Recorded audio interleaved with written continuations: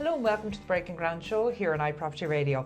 I'm your host Carol Tallon, and today we're coming to you from the iProperty Radio studio in the heart of Connemara, and joining us is Justin Molloy, Director of the Construction Industry Federation, Western, Midland and Northern Region. Justin, you're very welcome. Thank you for joining us today. Thanks, Carl.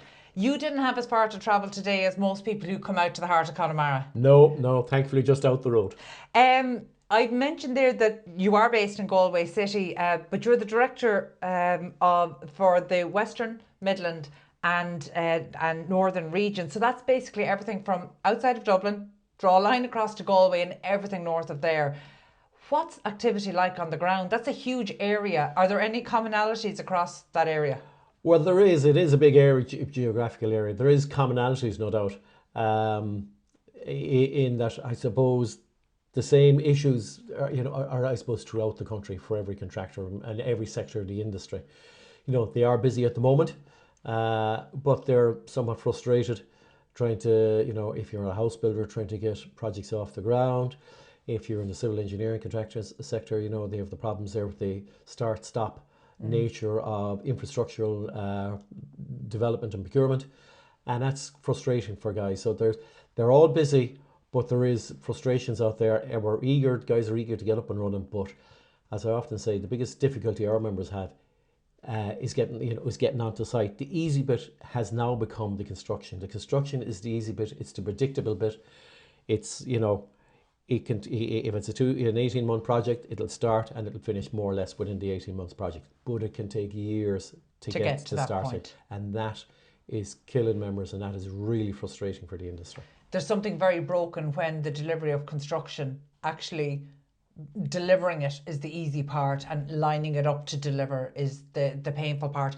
Do you think, is that just a symptom of where we are in terms of the lifetime of the current government? So we're 7 months in to our new government, and obviously we would have had a period of almost stagnation in the 6 months before the previous government finished up, as we're waiting to see. So do you think this is just symptomatic of where we are and is likely to pick up during the lifetime of this government? Well, I'd hope it would pick up, but it hasn't. This has been like this for a number of years now. This isn't something that's just suddenly happened. If you went back, say where you look at the housing development, if you went back to build 50 houses, 20 years ago, you would have probably employed an architect, maybe possibly a structural engineer. They produced the plans, you'd submitted the planning, and all going well, you'd have your planning, within, a 12-month period, and off you'd go. Nowadays, there could be 10 plus consultants on board. You could have sound engineers, you could have people, looking at investigating shadows, your ornithologists, a plethora of people that you have to have on board to get all of these reports and everything put together. You then put this report together. It takes quite a long time to get there. You then have to go off and talk to Irish Water, or Ishgern as we now call it there. You have to get approval of your water, wastewater schemes before you can go to planning permission. You have to get all of this in place, which can take quite a long time between pre-planning consultation meetings, getting approvals back and forth. So that could take a year plus. Then you submit your plans. You will get, hope all going well, if you do everything you're supposed to do, you would hope you would get your planning permission within the prescribed time. But then it'll be put board upon all that. That can take 12, 18, 2 years to get a result. And then unfortunately after that, somebody could take a judicial review, and at that stage the project is probably going to be killed anyways with time. So that is the frustration, that is the difference, I suppose, and that has been happening, not just in the last year or two. That's been happening for quite some time now. Well, let's focus in on some of those, because in the last 8 weeks we've had no fewer than 13 policy reforms from our housing minister and our planning minister. 13, that's huge. And some of them I know were things that were expected, or it's accelerating something from, say, the Planning and Development Act, and activating that, but also accelerating it, which is welcome. So first, let's deal with the judicial review situation first. So 2 things. We've had changes to the Planning and Development Act that is going to hopefully mean that not as many cases end up in judicial review, and it's changing kind of the the standing for people to be able to do that in a way that preserves democracy but doesn't impede. So we're still achieving the common good, which is what planning was designed to do. So first things first, do your members have any faith that the new Planning and Development Act is going to do away with some of the really big challenges or the delays to getting projects started? Well, I suppose there's probably more hope that it will help curb that attitude, but we still have a situation where, you know, everybody can object to everything at any stage. It is really, you know, we're probably the most, in Europe, probably one of the countries that has the most opportunity in which to object at every stage of the planning process. Yeah. And that often means a very small minority of people can hold up a project for whatever reason. And everybody, of course, is entitled to have their opinion and have it heard. But what we need is these timeframes reduced significantly. And we need that adjudications and planning permission, irrespective of what stages they are, happen rapidly. Yeah. It can't go on for years as it currently does, because if it does, it just adds to cost for the end user. That's going to be the house builder if it's a development, or it's going to kill the project altogether. Yeah. And this at a time when we're in the midst of a housing crisis, when people are, you know, shouting out for houses, and our members are anxious to build the houses, but all this is happening. And we have a situation where some developers are actually letting men go because the work isn't there. They have the land, but they can't get it through the process, or they can't raise the finance, or the services aren't there. One of numerous problems there. And they're letting men go. Brian McKeown, one of Ireland's most respected home builders, spoke about this in the Business Post just last week. He said he was cutting half of his workforce because the housing pipeline had dried up, and that's not due to any sort of lack of demand, but as in systemic failures in the process. Yes, and that I suppose is symptomatic of what I've been talking about. And it's not just in the house building sector. We see it in the civil engineering sector as well, where, as I said, the stop-start nature of civil engineering projects has meant that there's no continuity of work, there's no pipeline of work that contractors can invest into the future in their plant, men and equipment. So what they're now looking at is they're no longer looking at just as Ireland. They're looking at Ireland, UK, Europe as their markets. And they would put their resources where the work is. Yeah. And very often that means taking off very highly skilled, experienced workers out of this country to send them to the UK or mainland Europe, where there is a continuity of work. I'm always very nervous talking about the judicial review situation, because I think that there's sometimes a lack of nuance in the conversation. The reality is, in Ireland, planning is a democratic function. We want, and we don't want that to change, we want people to be more involved. But I think you're right in saying that Ireland is actually an outlier in terms of the control that individuals have, unrelated individuals who might not even be geographically closely connected to a project, the power that they have. And in planning terms, we would refer to that very much as the loud minority. So it's not reflective of the majority, it's not reflective of what people want on the ground. So I think, and my day job is in public consultation and community engagement, so I'm always very strong on talking about the absolutely, the importance of democracy, the importance of the local community having their say, but that needs to be done at a much earlier stage. So third-party appeals are not an efficient way to exercise democracy. Actually, we want people to be more involved at formative stages. So actually the really formative stages would be around getting involved before the local area plans, getting involved before zoning is decided, getting involved at very early stages. So actually the community have a way to input into the formation of what happens in their area. And I always think the most staunch example of this, because we always think about public consultation, community engagement when people are objecting to things.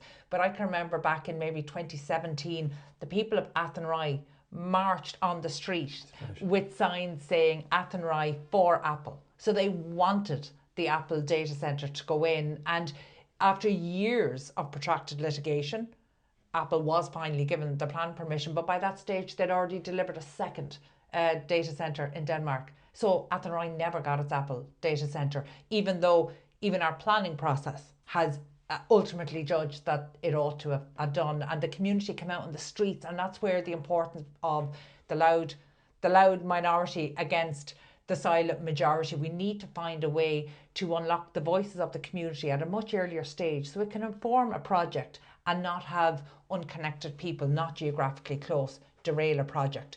But in terms of the judicial reviews, one of the 13 policy reforms that we've had in the last 8 weeks is around extension of planning permissions. And one of those provisions for extension is specifically relating to judicial reviews, where developments have been caught up in judicial reviews and delayed those planning that would effectively stop the clock. So those plannings have been extended. Have many of your home builders or main contractors been positively impacted by that?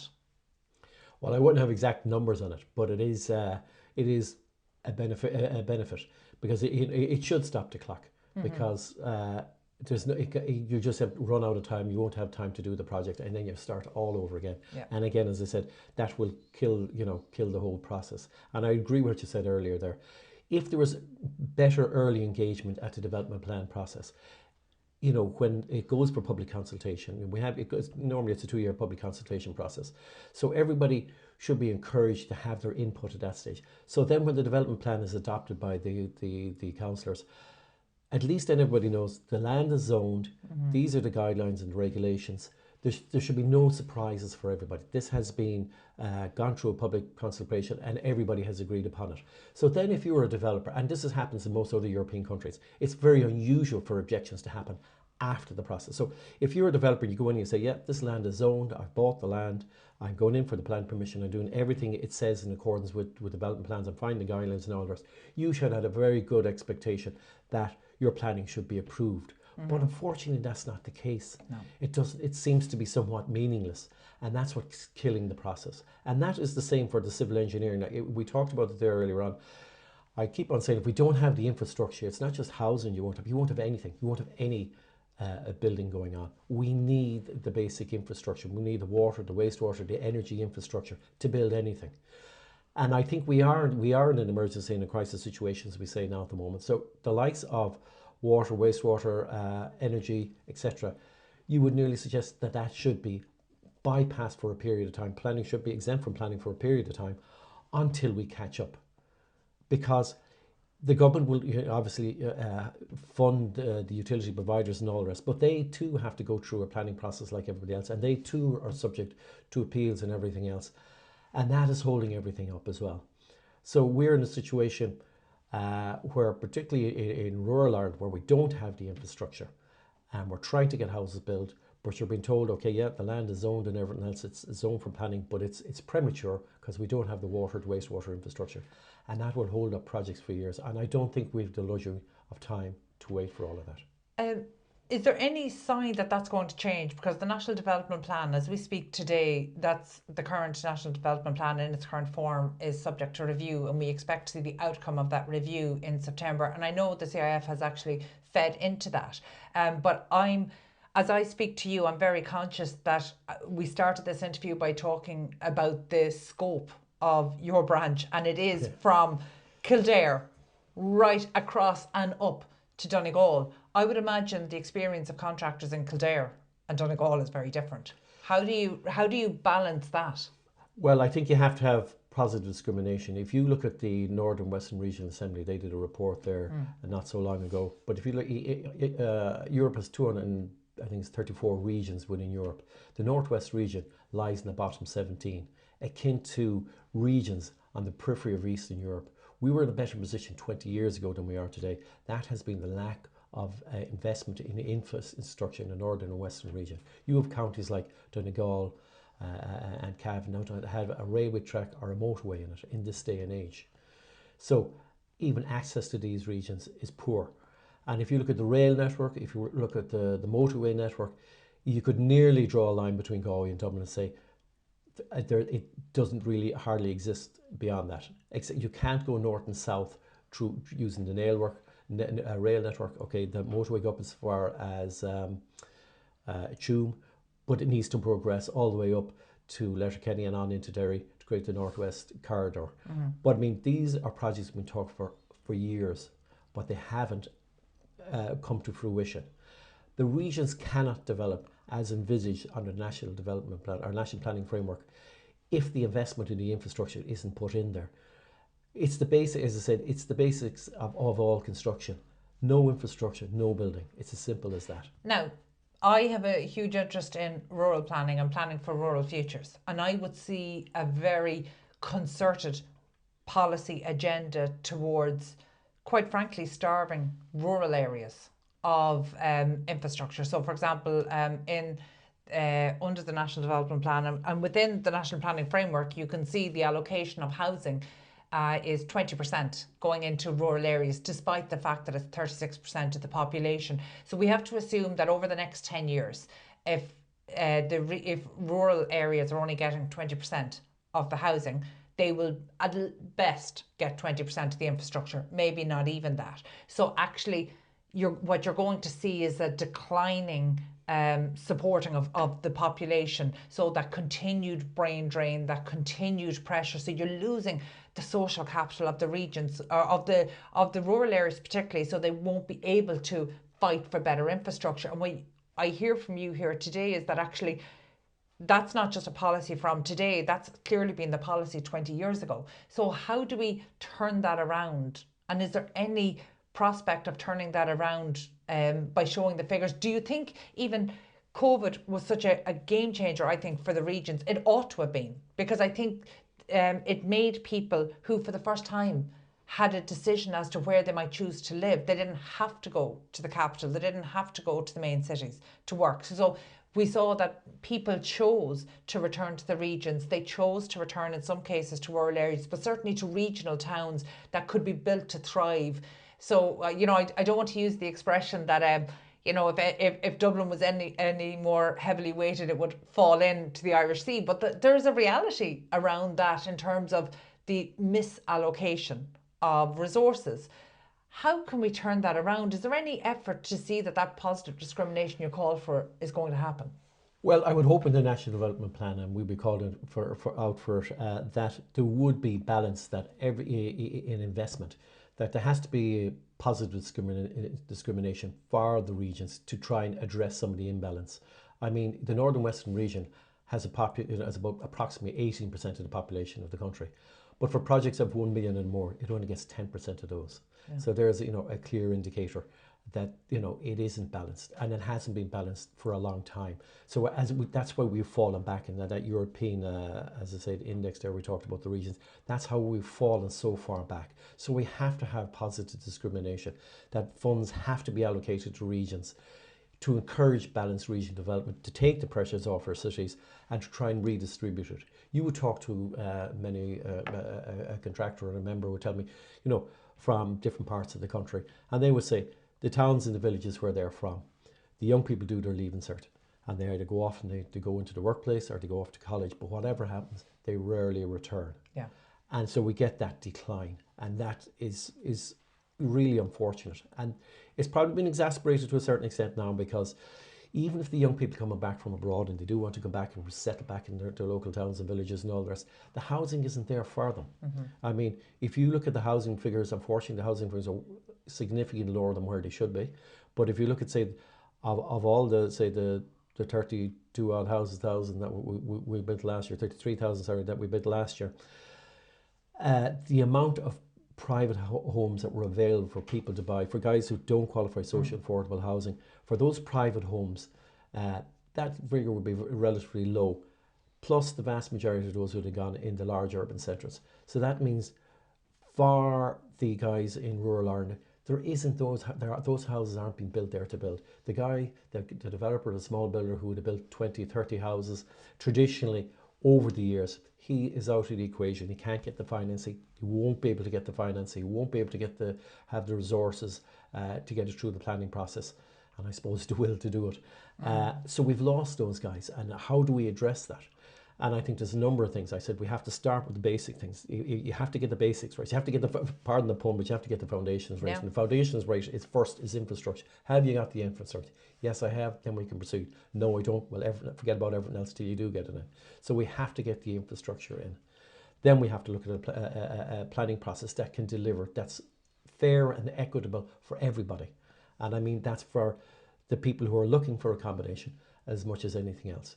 And we have to be more questionable, people objecting for this, because they just don't want something there. I mean, it's very unfair for the people who are looking for a company, young people, the next generation who are trying to come back from Australia and other places there, and they do want houses. We have to create opportunities for these people to live. And this is all feeds into economic development. If we want the regions to develop, we have to have, first and foremost, we have to have a workforce. The workforce have to have somebody to rent and to buy. So if we get this right, everything will come along. We will get the balanced region development orders, but we have to take bold decisions to achieve that. I don't think we can be waiting for years and years and saying we're going to do another report and we're going to 6 months later, we're going to have a look at it and see how it goes and we'll try that out. I think we're past all of that. I think everybody in the industry knows what needs to be done. I think we just need to do that. I think the GA has done the most compelling way of demonstrating the loss to the regions by showing the loss of clubs that some of which have been in existence for almost 100 years, and they're starting to lose membership. When we opened our office in the Gaeltacht, one of the first things we did was support MPRII, which is the oldest GAA club in Connemara, and so we've been sponsoring one of the teams out there for a number of years, but actually last year was the first time we were able to support another team coming up. But it's the first time in a couple of years they've had people there. But filling GAA teams is a really good indicator of what's happening in the regions. And I'm conscious that when we think about the Northwest, there was quite a conversation growing around maybe could Letterkenny become Ireland's newest regional city, and there's certainly the potential for that in terms of population growth, but not if it's starved of infrastructure. Have we, in your area, do you know how many ministers we have? I know we've lots of super juniors in Galway. How many ministers do we have in this area? And I suppose the reason I'm asking you that question is having a minister in an area how you get infrastructure in an area? It shouldn't be. It shouldn't be. Realistically, it has to be an advantage. I would no doubt imagine it is an advantage, but I suppose realistically it shouldn't be. We should be looking at the overall good. But what's good for, it's not a urban versus rural. It's what's best for the country. What's best for the country is balanced economic development, and that's what we should be looking at. If we look at, say, places like Knock Airport, Knock Airport could develop similar to Shannon Airport if the infrastructure was put in, if you had a motorway going up to it, if you had rail access to it. Shannon Commercial Properties has about 10,000 people going in and out of it every day, working in various different factories down there. It's extremely successful. There's no reason the likes of Knock Airport couldn't do something similar. It could service the whole northwest, parts of the Midlands and Northern Ireland. An international airport. The airport is there, it is an international airport. We just need to develop it. We need to increase the motorway from Tuam, as I said, all the way up to Letterkenny and part of the T10 into Northern Ireland, and start developing all of that. You said we need to bring Donegal and the border counties back into the rest of Ireland. And the way we do that is to create access to these places. And it's not just rail, it's not just roads, it's rail, it's everything. We need to start looking at all of this and start saying, we have to bite the bullet. We can, when is the best time to start a project? Well, yesterday was the best time. But when's the next best time? Now. Is it going to be cheaper down the road? No, it's not. Just go and build it, because this is what we need for the future. We have an expanding population. We need to develop for the future population. Just, I'm so glad you said about Knock Airport, because actually I am guilty of sometimes forgetting to fly out of Knock Airport. And actually, just a couple of months ago, I had the pleasure of hosting or emceeing an event in the London Embassy for the London Irish Construction Network, which is a powerful network. I absolutely recommend for anybody listening in, if they haven't gotten involved, and they're working across Ireland and the UK. It's such an excellent network. But we were doing an event in the London Embassy. I had flown out with some of my team from Shannon Airport, thinking, God, this is very handy, this is great. And I met a man within the embassy there, and he had flown out that morning, or maybe lunchtime.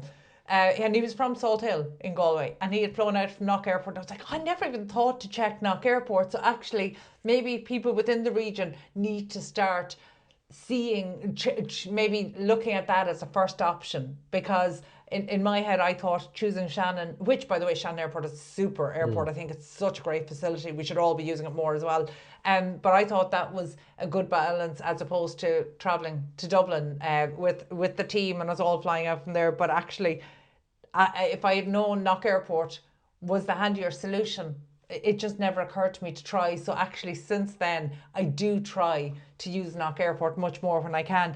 I suppose before we finish up, just there's a few things I just want to check with you. First of all, this week we've had a couple of interesting news reports. So we had the AIB PMI index. We also had Turner and Townsend's global construction index, construction report, and that, from an Irish perspective, showed that, and I know it's outside of your branch remit there, but Dublin is now the fourth most expensive city in Europe in which to build. And so we've overtaken Munich. So we're second only to the two Swiss cities and London.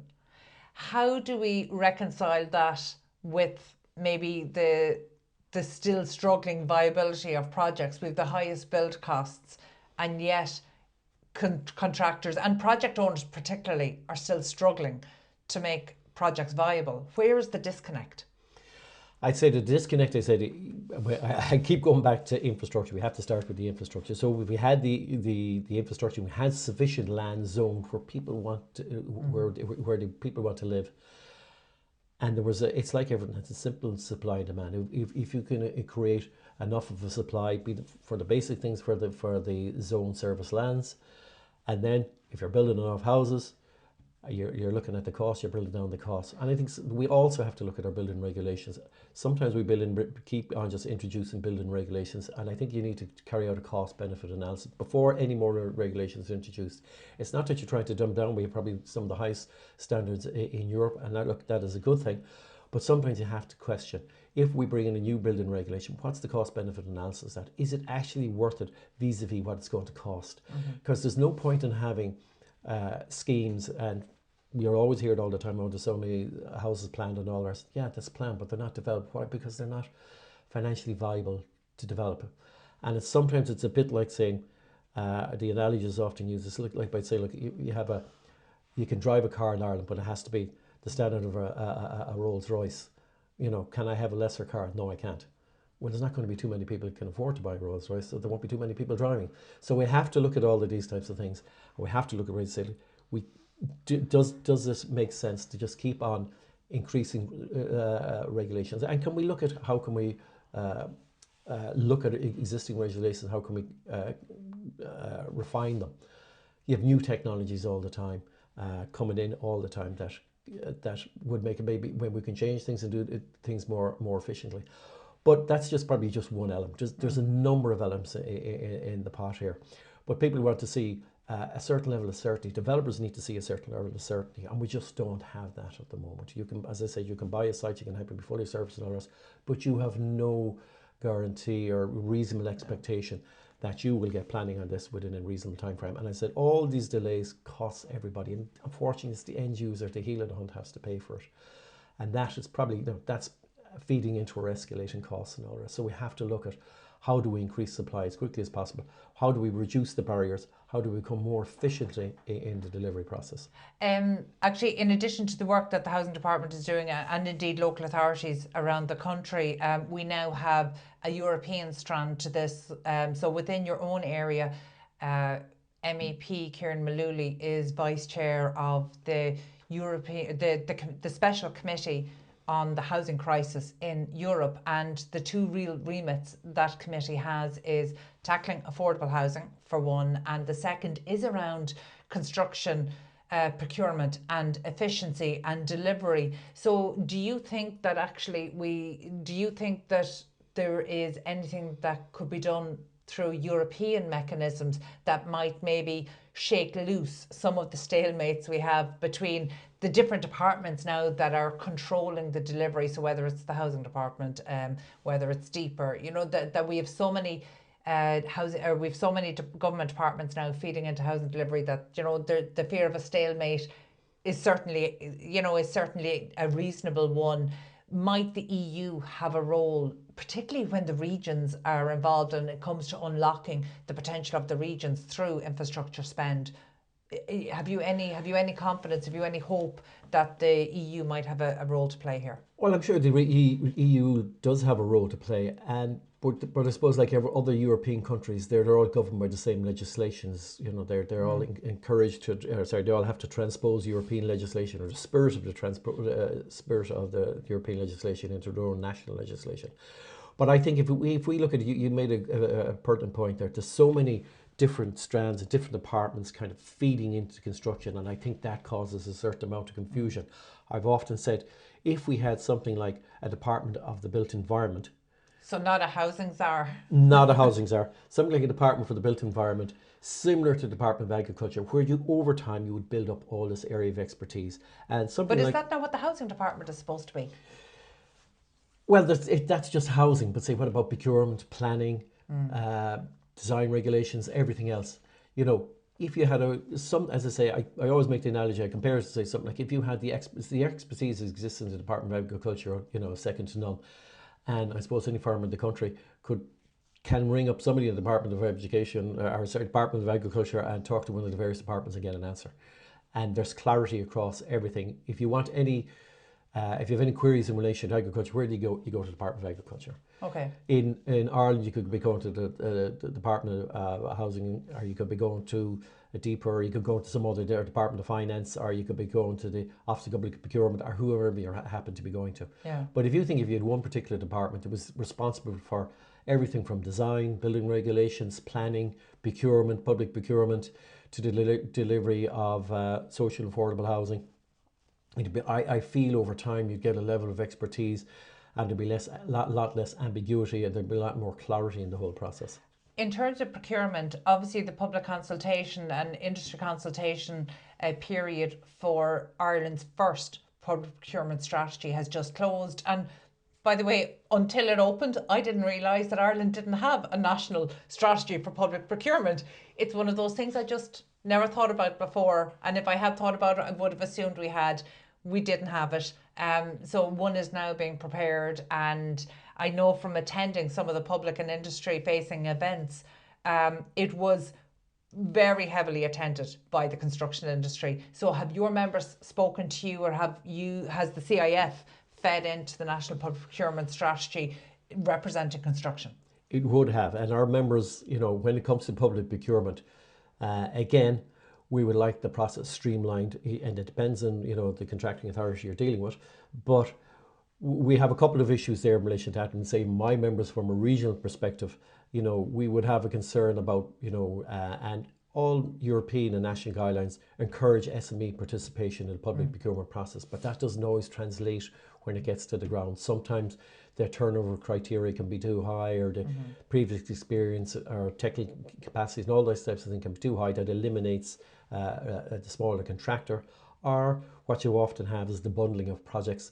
You know, maybe 3 or 4 or 5 or 6 schools are put together and they go out as a bundle. Again, that discriminates against the regional contractor. It just means they don't have the same opportunities to get involved and grow in the public procurement process. But again, like that, we would like it to be a lot clearer, less ambiguous, more consistent in its approach between all contracting authorities. Now, you know, we constantly liaise, my colleagues in Dublin would constantly liaise with the Office of Public Procurement, Government Construction Contracts Committee and their officials, and raise issues along those lines. But we need, again, a public procurement process similar to our planning process, that's streamlined, efficient, unambiguous, and a consistent approach across all government departments. Justin, I'm conscious we've gone over time, so I'm going to wrap up now, but I suppose final word to you there in terms of asks of this current government, of your members. What's the one thing that current government, that really policymakers could be doing to try redress some of the imbalance of the regions for the benefit of the industry working across the regions? Well, I'd start with the basics, the infrastructure. 1, there's a consistent pipeline of work. 2, that the government needs to be planning the infrastructure, you know, that it needs in 20 or 30 years' time. It needs to be planning that today. There has to be a consistent approach to delivery of project long term. so that irrespective of what way the economy is saying, you know, that there's this commitment that we will continue to invest in infrastructure for the development of the entire country, including the regions, and that our members can see a consistent pipeline of work along that, and that they have the faith to invest into the future for that. Excellent. Justin, thank you so much. And thank you again for taking the time to leave Galway City and come out to Connemara. We appreciate it, to the iProperty Radio studios. That's it from us this week. I'm delighted to be joined by Justin Molloy, and my thanks again as Director of Construction Industry Federation for the Western, Midland and Northern region. And my thanks as always to producer Katie Tallon. You can catch up on the Breaking Ground show and indeed all of our other real estate and construction shows over on iPropertyradio.com.